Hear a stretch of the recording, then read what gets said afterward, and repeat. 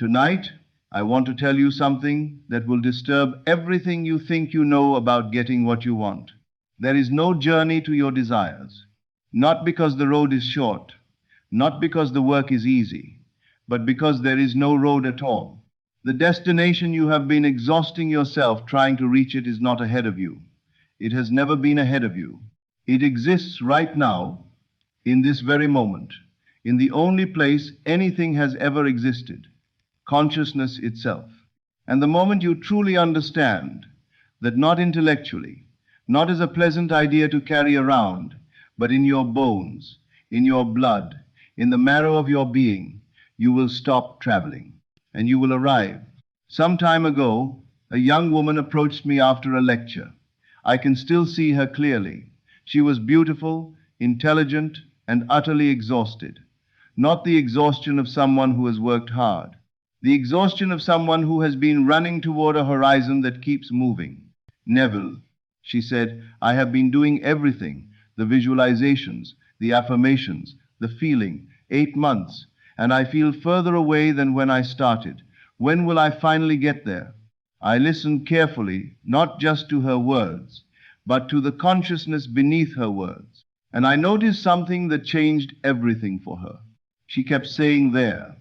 Her desires lived there. She was here. And between here and there, stretched this great aching distance she was trying desperately to cross. I said to her gently, my dear, you have made a fundamental error. Not in your technique, not in your effort. You have made an error in your geography. She looked at me, puzzled. You believe your desired life exists somewhere else, I continued. In a future place, on the other side of time, as if it were a city you must travel to, and you are still standing at the station, waiting for the train. But consciousness is not a train station. In consciousness there is no here and there. There is only here. There is no now and then. There is only now. Your ideal life does not need to be reached. It needs to be recognized. The difference between those two words, reached and recognized, is the difference between a life of exhaustion and a life of grace. Think carefully about what desire actually is. When you desire something, truly desire it, what is happening? Most people believe desire is a signal of absence, a proof of emptiness, a gap between who you are and who you want to be. But I tell you, desire is recognition. You cannot desire a thing that does not exist. The very fact that you can imagine it, feel it, hunger for it, means it already exists in the infinite field of possibility. You are not inventing your dreams. You are remembering them. You are not reaching towards something foreign. You are returning to something that has always been yours. This changes everything. If your desire already exists, not in tomorrow, not in some imagined future, but now, in the eternal fabric of consciousness, then there is no distance to cross. There is only a veil to lift. There is only a recognition to make. You are not traveling toward your destiny. You are waking up to it. A businessman came to me once, broad-shouldered and defeated in equal measure. He wanted to build a company worth millions. He had almost nothing. The experts, and how he had listened to the experts, told him to expect 10 years of grinding, building, struggling.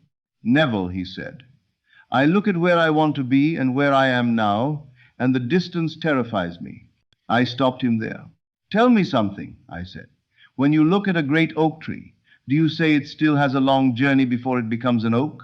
Or do you understand that the oak already exists perfectly, completely within the acorn? He went quiet. You are the acorn, my friend.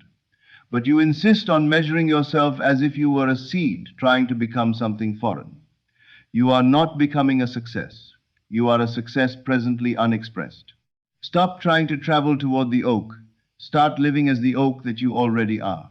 I taught him one thing, to stop feeling like a man at the beginning of a long road, and to start feeling like a man at the perfect point in an inevitable unfolding. He did not change his strategy. He changed his state. Within 2 years, not 10, the company existed, exactly as he had envisioned. But what he told me afterward was more profound than any revenue figure. Neville, he said, it never felt like I was trying to win. It felt like I was simply allowing what already was to become visible. That is what it feels like when you close the time gap. Not victory, recognition. Now I must speak plainly about why so many people fail at this, even those who understand it intellectually. Understanding is not enough. You can nod along with everything I am saying tonight. You can write it in a journal, you can repeat it to friends over dinner, and still, the moment you wake up tomorrow, your body will carry the old vibration, the heavy, tired energy of someone who still has so far to go. Because the time gap is not closed in the mind, it is closed in the body, in the feeling, in the invisible signature that you broadcast with every breath, every glance, every heartbeat. There is a feeling, you know it, when you have just arrived home after a long journey. Your shoulders drop, your jaw unclenches, a quiet settles over you. Not excitement, not hope, something deeper. Peace, certainty, completion. That is the feeling of arrival. And that feeling is available to you right now before a single outer circumstance has changed. Before the relationship appears, before the contract is signed, before the body heals, before the bank account shifts. The outer world does not create that feeling. That feeling creates the outer world. I knew a young man who wanted to be a professional musician. Everyone around him kindly, logically, with genuine concern, told him it would take years. Build skills, build connections, build reputation. The road was long. He made a decision that, to those around him, seemed almost delusional. He decided he already was a musician. Not that he would be, not that he was becoming one. He was one presently in the process of being fully expressed. He did not wait for a record deal to feel like a professional.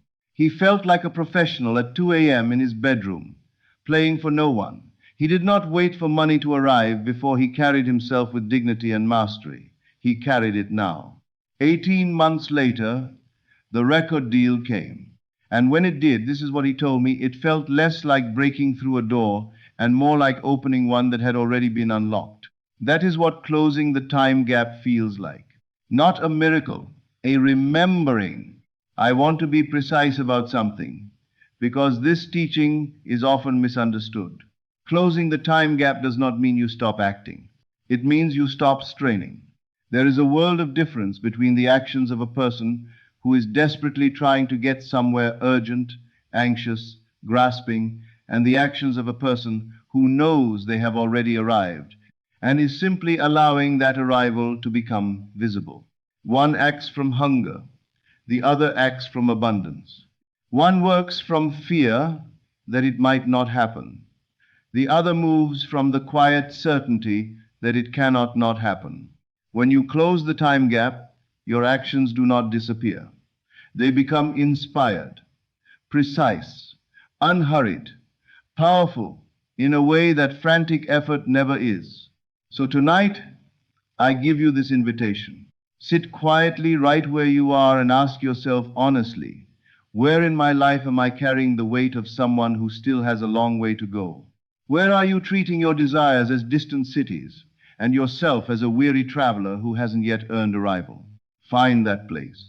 And then gently, without force, begin to practice something radical. Arrive. Not later. Not when the circumstances change. Now. Feel what it would feel like to have already crossed the distance you fear. Let your shoulders drop. Let the urgency dissolve.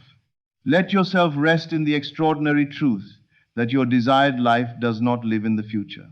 It lives in the eternal now, waiting not to be reached, but to be seen. The gap between you and your desires is not made of time. It is made of recognition. Close it and watch how quickly the world rearranges itself around the new truth of who you are. You do not need to travel. You only need to wake up. You were already there. You simply forgot. This is Neville Lectures. I'll see you again in the next video.